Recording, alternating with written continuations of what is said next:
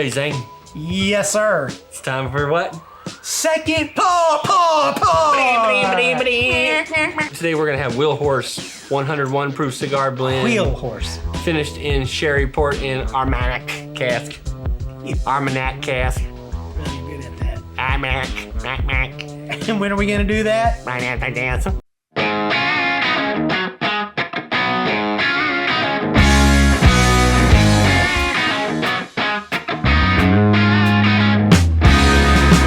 Welcome to Second Pour. My name's Zane. And I'm Jeff. And together we're the dynamic duo. I thought we were the Wonder Twins. Activate. Yeah, you're a little short for a twin, though. Sit up. Okay, ready? I'll sit up.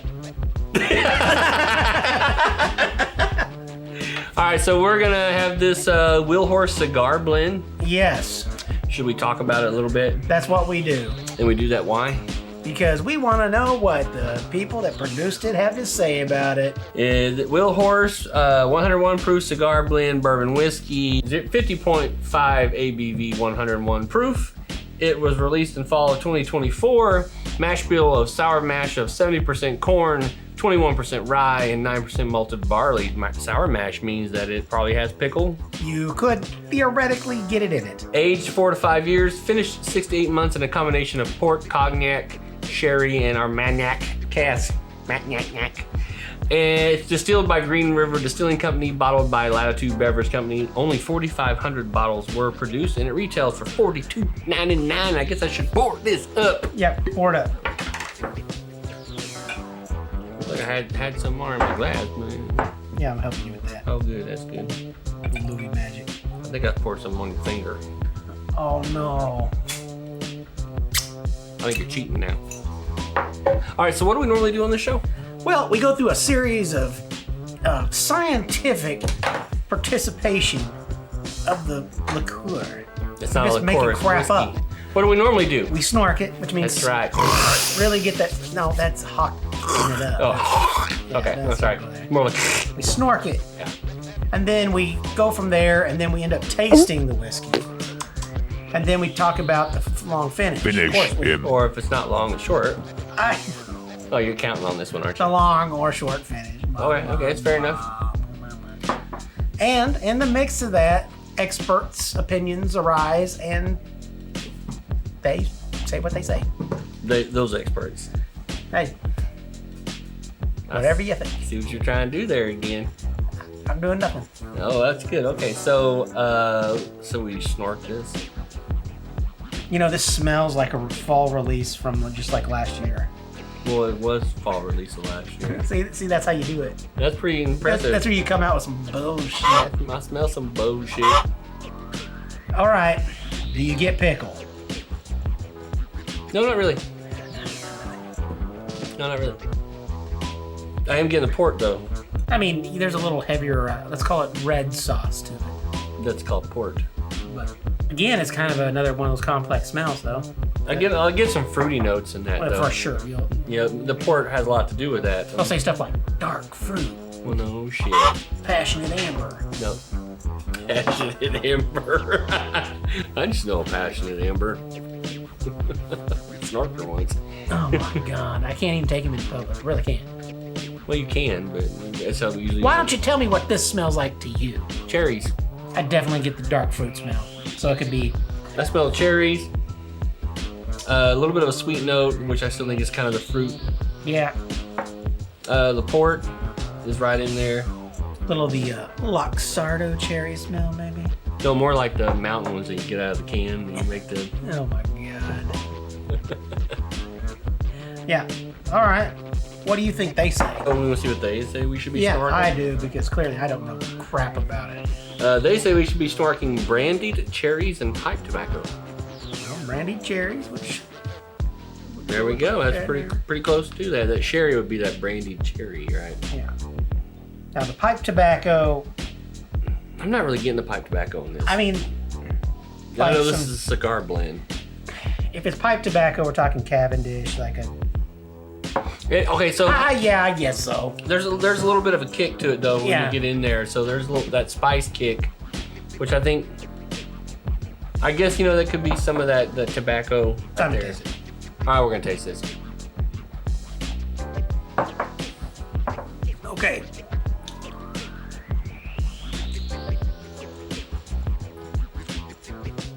I taste cherry and tobacco. I do taste the tobacco. I taste the cherry flavor very strong. The cherry's very strong now. Cherry's very strong. The kind of the bitterness of the tobacco is just kind of there. Crazy how much spice is in that with the. Are you getting coffee?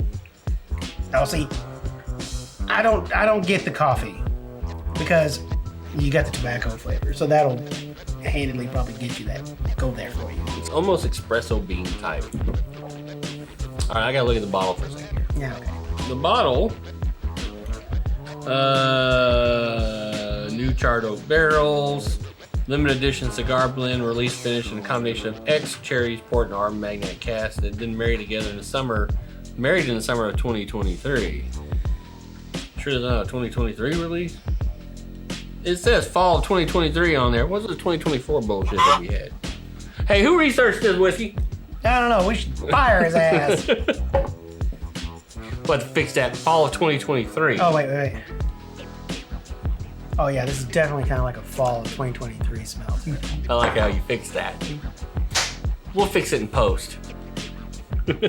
All right, so should we see what they say we should be getting out of this? Let's do it. Candied lemon peel, honey, dark fig and plum, maple syrup. Now here's the interesting thing about this.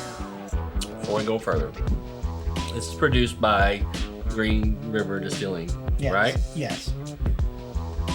This basically is Green River Distilling's bourbon that we tried last, Yeah. 2 weeks ago. Yes. Right. And now that's this. It just was stored at longer in these barrels. I can't attest to that. So it's the same mash bill. And do you feel like it feels like the same mash bill? Yes. Wait a minute.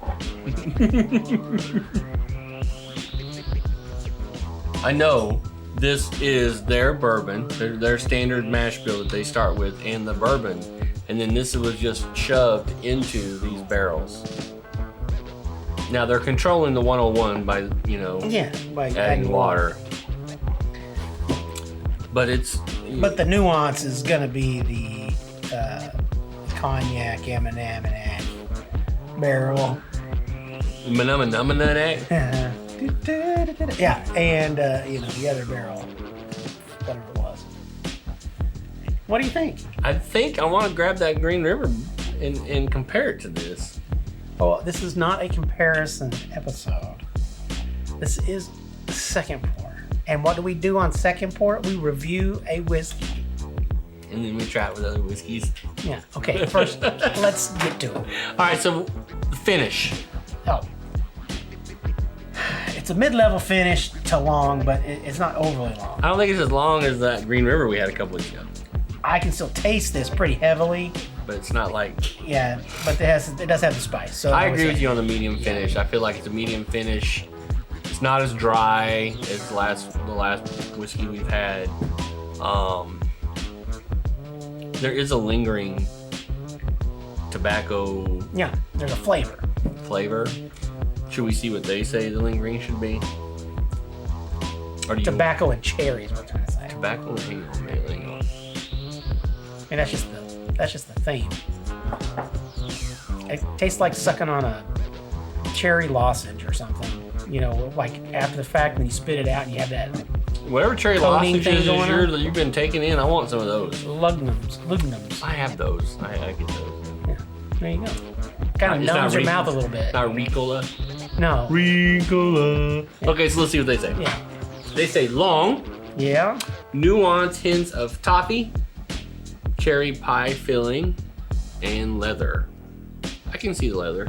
I can see that. That'd be your tobacco. Your I can see the leather. Well, The cherry your pie, you coffee said you're cherry, getting. so you nailed that. On Yeah, that was just obvious though. Yeah, the cherry I don't is think strong. that takes like any kind The of cherry is strong in this. I think it has lots genius to get that. Yeah, the cherry's strong. I think it has to do with those finishes in those barrels. That port and that sherry for sure Yeah. is really driving that. I don't know much about the Armagnac. Armagnac, but it Armagnac. definitely has changed something to it. There's a level of smoothness that goes away because of the spiciness of the Yeah, you know. I agree with that. Yeah. So I mean, now we got to decide on the 5-finger pour rating system. What's that look like? What are we looking at? Is this going to be a full 5-finger where we just can't get enough of it? Yeah. Or is it just going to be all the way down at the bottom? It's just it's a 1-finger and it's just whiskey? It's whiskey, right? Yeah. I mean, I know where I'm going with this. It's a 3. You think it's a 3? It's a mid-level, mid-season, mid-range. It's good. Yeah, I think it's good. Am I gonna go hunt it down on the shelf amongst all the other things on the shelf? Yeah. I think it's gonna get lost in all the other things. I would give it a 3. Yeah, I'm going to 2.5 it. 2.5 it. I need to be below a 3 for me because it just seems to have a lingering Something. that it's not necessarily anything I just want to deal with all the time. It's not a bad whiskey. It's just it's not a bad whiskey and it's not a great whiskey. It's just right there in the middle. Mm-hmm. So I think you're right. It'd be interesting if you've tried this. I mean, is this your fave? Well, I mean, it's a limited edition, Yeah. so you're not gonna go out and grab it again. Right. They're gonna do something else, and that's the problem with these craft distilleries. They do this little short run, little limited editions. How are you supposed to get excited about a whiskey that's not there anymore? That's a good question because you probably won't. Exactly. So, I mean, if you're trying to drive people to want to drink your whiskeys and buy more, is going limited edition with a lot of your stuff the smartest move in that situation? I don't know. Maybe it's going for the FOMO issue, you know. Yeah, maybe. Maybe that's what people go for. What about you? Have you had Will Horse Cigar Blend from 2023? And did you like it? Or is this one that you wish you could go grab some more? Or are you seeing it still on the shelf right now in some places where you can still get it? I mean, it has been a year later. Yeah. So, You know, I think this sat around in our whiskey cabinet for a while. yeah. But in the meantime, please be sure to like, share, and subscribe. And don't forget to ding our dong, because that's how you know when new episodes are coming out, like on Whiskey Pop and Second Pour. That's right. And until then, well, be geeky.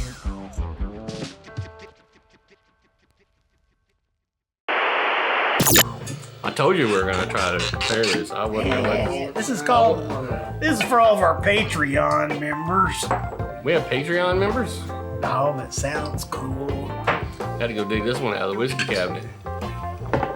All right. You got the other one in front of you still, too?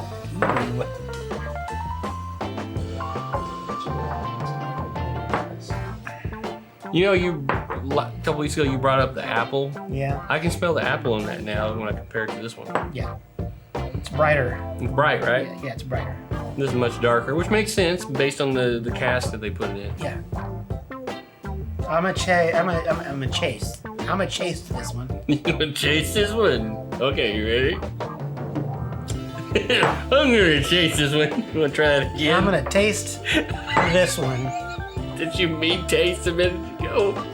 I did. Gotta love these end credit scenes, man. They're the best. Let us taste. All right. Let us participate. Are we tasting or chasing? Which one are we doing? Yeah, here we go.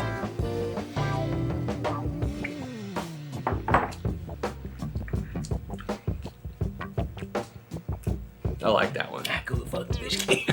All right, hang on.